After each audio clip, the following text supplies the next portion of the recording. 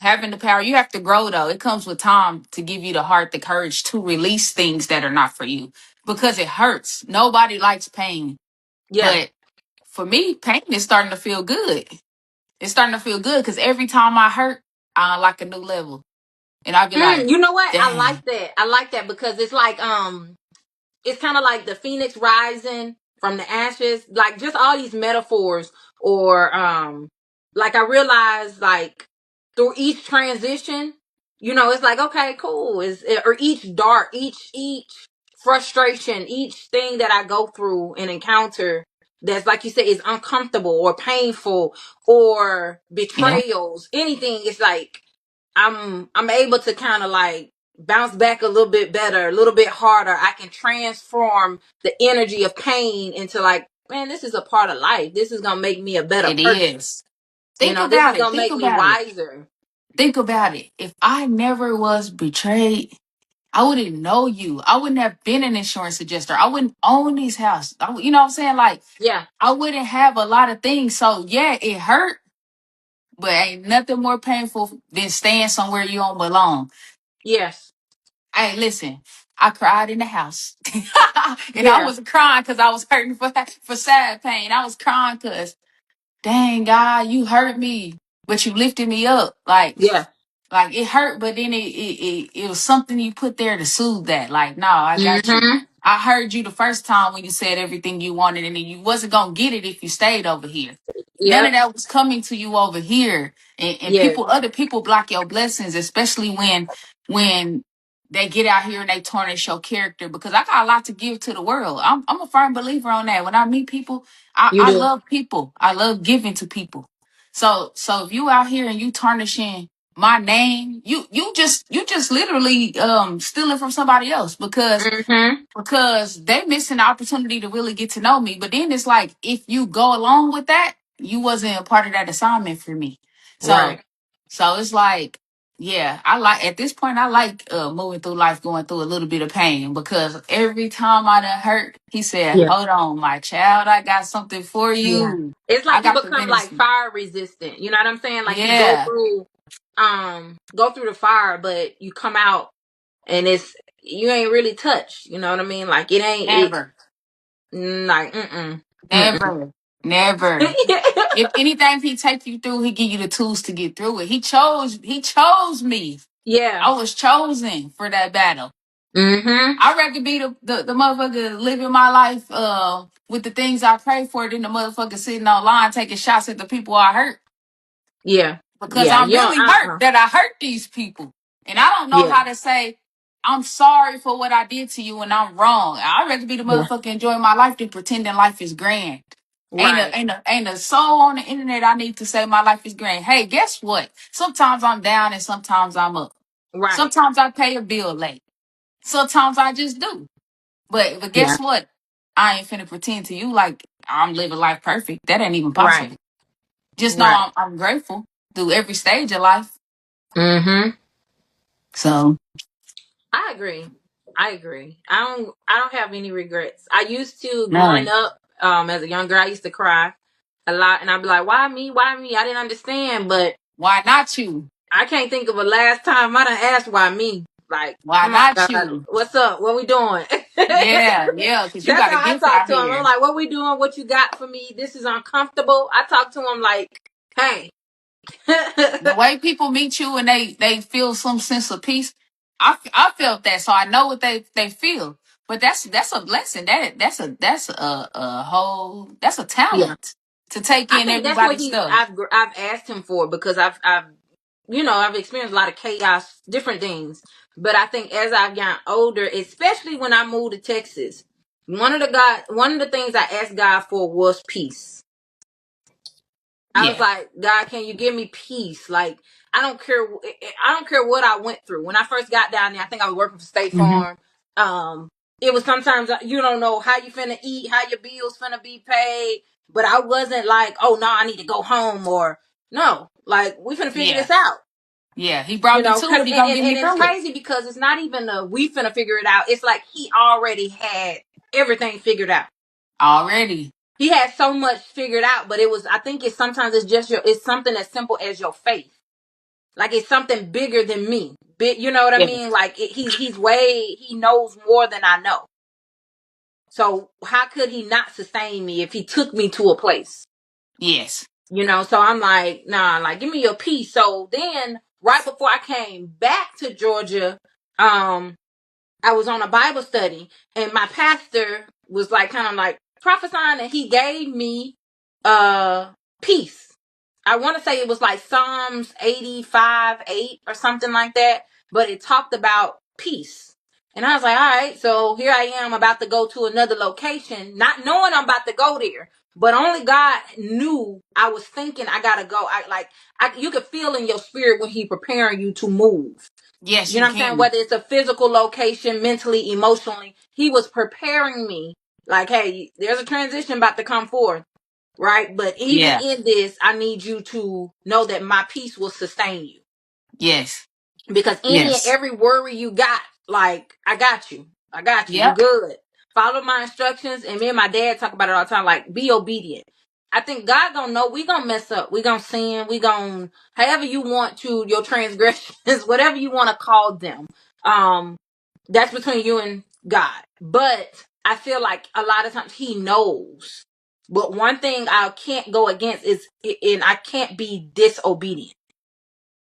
You know what I mean? You got a lot of people that want to walk, and this is kind of off subject, and I don't know why, it just came in my head. But I have two people at the top of my head, and they say, oh, when I stop drinking or smoking, you know what I mean? God will use me. No, God gonna use you Gonna regardless. use you right now. Why you Yeah, he gonna drinking and use, he smoking? using you right now. He using you right now. But when he is ready for you to, when he ready to snatch that away from you, it's not gonna be nothing you can do about it. You get what I mean? So that's what when I'm talking about growth and allowing God to meet you where you are, I think just don't be afraid. Like lay it all at the altar. When I go to him, whatever I'm dealing with, whatever is not necessarily Christ like, I'm laying it at him. I'm like, hey, this is something I'm dealing with. Only you can help me. And I'm not gonna ever shy away from laying it at his feet and telling him what I got going on. Because I can't hide from him. And I've tried that in life. Like, like when you're doing something or you're in the midst of something, you run away. No, I'm gonna go and draw nearer to him. So that Yeah. when it's time for him to take whatever he need to take away from me, however, it's easy. It's nothing I can do about it. Because now it's out of my will. Yeah. You just made So me think about Fred Hammond's song "Draw Near." That's one of my favorite songs. So for real. I want people to know that this is how we sit on the phone, literally, day in and day out. Oh We yeah, be yeah, on, yeah. If I can't chat it up with you like this, then we be on that one I going, even look up some. decided to use my real voice for all y'all. Not my professional voice, cause Right. That's crazy how you got that switch. Because I done seen you walk in the room and start speaking without a microphone and everybody paying attention. listen, you got And a I done been code on the switch. phone with you like, this is a gangster.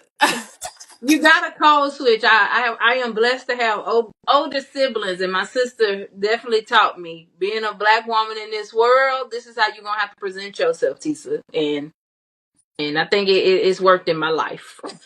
Oh, yeah, yeah. Because Yeah. I remember when I first started getting close to you, I'm like, wait a minute, this ain't the same person.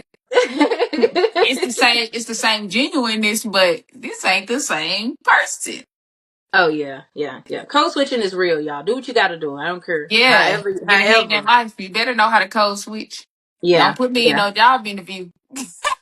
And it's not even that. It's just knowing how to present yourself. I think so many people, and especially like people are so afraid. I can't like I would at work. You have people. I can't be myself. I can't. No, you can be yourself. Like please show up Yeah. as yourself. But there is a different version of yourself that you have to present to this world. You You know have what I mean? to. Just think about before you start healing. When I was a younger person, like, I felt like I walked with my pain. Like I ain't want to talk to people, and I'm still very, discerning of whom I engage with. But it was different as a young girl because I thought nobody's gonna understand my story. They don't know who I am and where I come from. So I was more standoffish. Now, as you realize, like, no, I don't carry that. You know what I'm saying? Yeah. Those are just parts of me, but I'm not going to walk into every room with that on me. You know, everybody, wherever you come from, however you want to say it, you got a little hood in you, whatever. Yeah, but you got to turn that on and off. You can On and still off. use, and those skill sets from street environments, whatever. You hear so many times where people that come from the streets then transform into have multi-billion businesses, right? But they still use parts of that, you know, knowledge that they had from there, that intuition to develop those business. But it's the same thing when you walk into corporate America or you just dealing with people. You don't got to walk around with your pain and Yeah. let that be, you know, what people see you as, or you come from this type of demographic, so that's how you're gonna present yourself every time you walk. That's kind of like, that's not appropriate. You know what I mean? Because unfortunately, in this world, they don't necessarily care about that. Is, can you get the job Exactly. done? Can you treat people how they need to be treated? You know, like that's just the reality that I live in. Yeah. So Yeah. Even being in management, you know, you see them employees and you just like, you just gonna do it. You just finna bring your whole environment to work. And I'm trying to stick up for you, but you just keep bringing your environment to work and you ain't getting the hints. yeah, and I'm always, you know, I believe in us. I give people, each individual person, um a fair chance. Like, everybody deserves a clean slate until you show Yeah. different. Once you show different, that's on you. You know, Yep. I'm not coming in with any preconceived notions about anybody because I Yeah. don't know you. But I also know that there's, even in what you present to me, whether good or bad, professional or none, there's a reason why. But if we can get to the reason why and you are willing to change that, hey, I feel like the sky's the limit.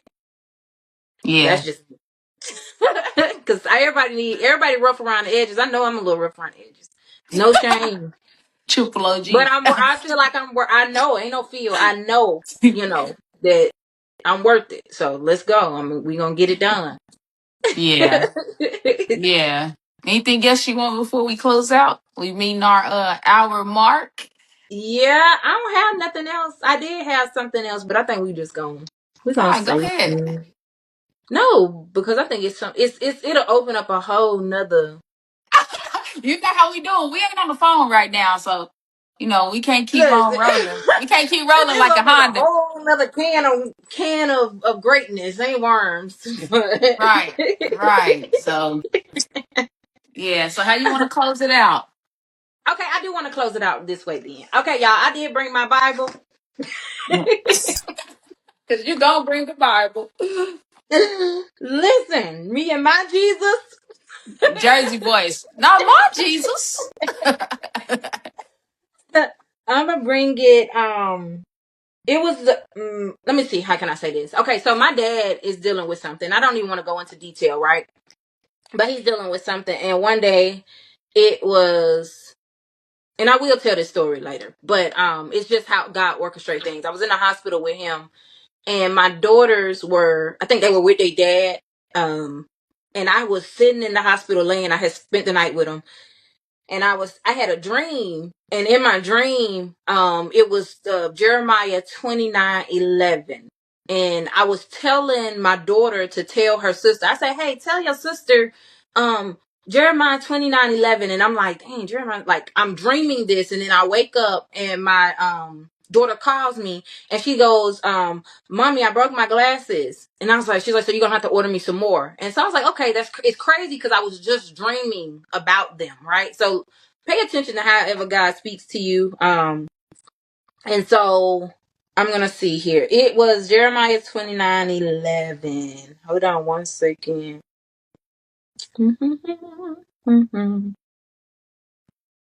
Hold on. Okay, y'all ready? Yeah. As ready as we can be. So it says, "For I know the plans I have for you, says the Lord. They are plans for good and not for disaster, to give you a future and a hope." I think it's simple. I'm going to read it one more time. I'm going to tell you one more time. I was dreaming about my daughter, and I told I can't remember. I think I was telling my youngest daughter to tell her sister, or my oldest daughter, tell your sister. I think I was telling my oldest daughter, tell your sister, Sunra, Jeremiah 29:11. And it was playing in my head. My daughter texts me or called me and says, "Mommy, I broke my glasses." Cool. So I looked up Jeremiah 29:11. Jeremiah 29:11. For I know the plans I have for you, says the Lord. They are plans for good and not for disaster, to give you a future and a hope. Mind you, I'm in the hospital with my father, so I'll leave it there. Just know that in everything, whether it's death and physically someone leaving this earth, whether it's a transition and God moving you to another location, or removing people, places, things, he has a plan that's greater than ours. Okay. So just pay attention, follow his lead, trust him, and go after what you want to go after. Yep, What you say, Keish? I'm with all of that. With me living in my instant prayers and still more to come. Yeah, my faith is Yeah, to the more strong. to come. Yo, yeah, he's not done with me. Long road, Nah. long road, not done with me. I got a whole music career that this show is gonna shape. Okay. This show Okay. is gonna be the foundation for it. All Cause right. that was my biggest dream, but this is my biggest dream now, to touch people. But it's gonna tie Yeah. the two together. So yes, I say even if you're grieving, um, take time and hold on to the good parts about those people, because one thing about it is the only exit we got is to join them. And I don't, this gonna sound crazy, I don't believe in that I'm gonna see you again. I believe when we transition, we're never the same people that we were here. There's no Yep. way to be. So I feel like when we do transition, everybody becomes sisters and brothers because we're under our Father. So Amen. so therefore, while you're doing your time on earth, I wouldn't I can't tell you how to grieve, but I take out what has helped me is I take the pieces of the good and I hold on to it and I remember it. And like when my brother passed, I listened to Brandy's song Long Distance and I listened to Troop Spread My Wings. And those two songs right there have helped me take the death and flip it into my mind. Like, you know what? It's long distance. I'm gonna spread my wings one day and I'll be long distance and I'll be gone. Mm-hmm. And I just can't physically see them, but they're always live with me through those good parts that I'm holding on to. So that has helped me a lot. I have my days sometimes, but a lot of times when I think about my people that are gone, I smile because I'm like, you know what? I remember this, and I'm grateful for the time. I'm grateful whether it was 14 years like my brother or whether it was 40 years. I'm grateful for the time. Yeah. So just hopefully we can help somebody that's going through that. Yeah. All right, y'all. But thank you for joining us. Please comment, write us, and tell us how you handle death. What's your thoughts on accountability? What that looks like to you? And we just want to thank y'all for joining us. Yes, and stay tuned for special guests that will be coming. Until next time. We did it at the same time.